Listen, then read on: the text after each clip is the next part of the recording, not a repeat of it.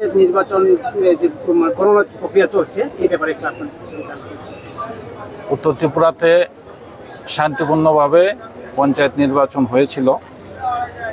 আজকে কাউন্টিং চলছে 4টা সেন্টারে।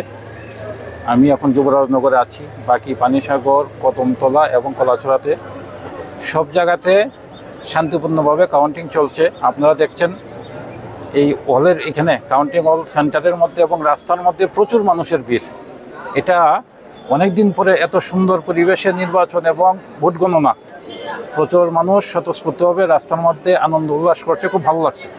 তাই আমি উত্তর ত্রিপুরাবাসীকে আমি ধন্যবাদ দিতে চাই এবং সবাইকে এটা বলতে চাই যে এই যে আনন্দ যেটা ওনারা প্রকাশ করছেন, কোনো জায়গাতে কোনো শান্তি শৃঙ্খলা বিঘ্ন যাতে না হয়।